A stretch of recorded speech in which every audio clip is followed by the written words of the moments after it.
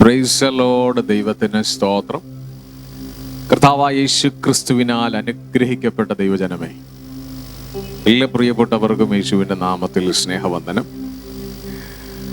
വിശേഷാൽ daily blessing ടൈമിലൂടെ ദൈവവചനം കേൾക്കുകയും ദൈവവാഗ്ദാനങ്ങളെ നെഞ്ചോട് ചേർത്ത് വെച്ച് പ്രാർത്ഥിക്കുകയും ഈ ദൈവിക ശുശ്രൂഷ വീഡിയോകൾ അനേകർക്ക് ഉപകാരപ്രദമാകത്തക്ക നിലകളിൽ ഇത് ഷെയർ ചെയ്യുകയും ചെയ്യുന്ന എല്ലാ പ്രിയപ്പെട്ടവരോടുള്ള ദൈവത്തിൻ്റെ സ്നേഹത്തെ അറിയിക്കുകയാണ്. നിങ്ങളെ ദൈവം ധാരാളമായി സഹായിക്കട്ടെ. അനേകർക്ക് ദൈവവചനങ്ങൾ പ്രയോജനമായി തീരുവാനായിട്ട് സർവശക്തനായ ദൈവം ഇടയാക്കട്ടെ.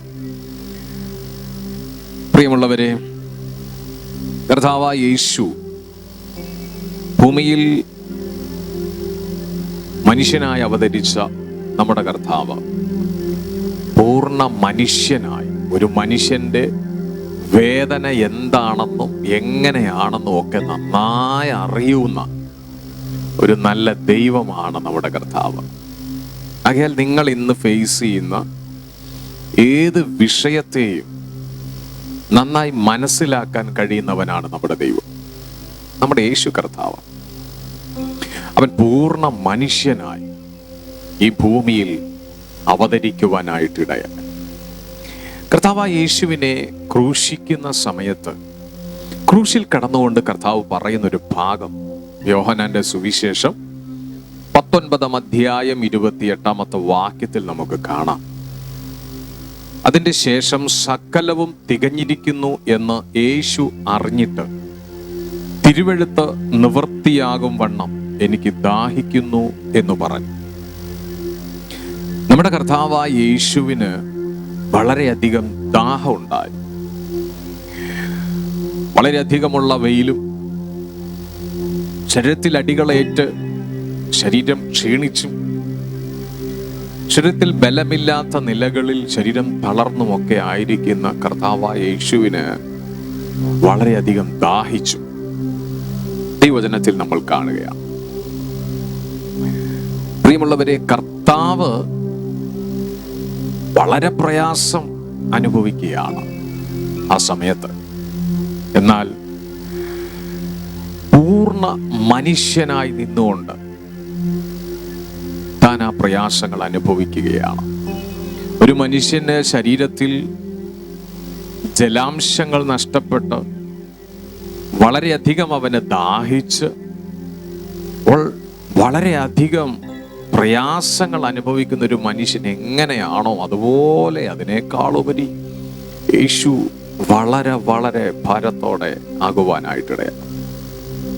എന്നാൽ ഇതെല്ലാം ഒരു പ്രവചന നിവൃത്തിയാണ്. യേശുവിൻ്റെ മരണം ഒരു ആക്സിഡന്റ് ഒന്നും അല്ലാത്തത് കൊണ്ട്, മനുഷ്യന്റെ പാപങ്ങൾക്ക് പരിഹാരം വരുത്തുവാൻ ദൈവം മുൻ നിശ്ചയിച്ചതായതുകൊണ്ട് അതെല്ലാം ഒരു ദൈവത്തിന്റെ മുൻ പദ്ധതിയാണ്. അതുകൊണ്ടാണ് സങ്കീർത്തന പുസ്തകം 69 അധ്യായം 21 വാക്യത്തിൽ അവർ എനിക്ക് തിന്നുവാൻ കയ്പ് തന്നു, എന്റെ ദാഹത്തിന് അവർ എനിക്ക് ചൊറുക്ക കുടിക്കാൻ തന്നു എന്ന് നൂറ്റാണ്ടുകൾക്ക് മുൻപേ, ഇവിടെ പറഞ്ഞാൽ യേശുക്രിസ്തു ജനിക്കുന്നതിനും നൂറ്റാണ്ടുകൾക്ക് മുൻപേ സങ്കീർത്തനക്കാരൻ എഴുതിയിരിക്കുകയാണ്.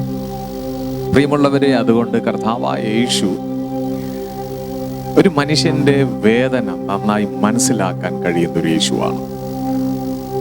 ഇന്ന് നിങ്ങൾ അഭിമുഖീകരിക്കുന്ന നിങ്ങളുടെ മക്കൾക്ക് വേണ്ടിയുള്ള നിങ്ങളുടെ പ്രാർത്ഥനകളും നിങ്ങളുടെ കണ്ണുനീരുകളും നിങ്ങൾക്ക് വേണ്ടിയുള്ള വിഷയങ്ങളും എല്ലാം യേശു കർത്താവ് നന്നായി അറിയുന്നു. നിങ്ങളെ അവൻ നന്നായി മനസ്സിലാക്കുന്നു. കാരണം ഒരു കഷ്ടം അനുഭവിച്ചവന് ഒരു കഷ്ടം അനുഭവിക്കുന്നവന്റെ വേദനകൾ അറിയാം. ഒരു പ്രയാസം അനുഭവിക്കുന്നവന്റെ വേദനകൾ മനസ്സിലാക്കാൻ കഴിയുകയുള്ളൂ. അതുകൊണ്ട് നമ്മുടെ കർത്താവ് നിങ്ങളുടെ എല്ലാ കഷ്ടങ്ങളും നിങ്ങളുടെ എല്ലാ പ്രയാസങ്ങളും അറിയുന്നു. അങ്ങനെ കർത്താവ് ക്രൂശിൽ കിടന്നു മരിച്ച്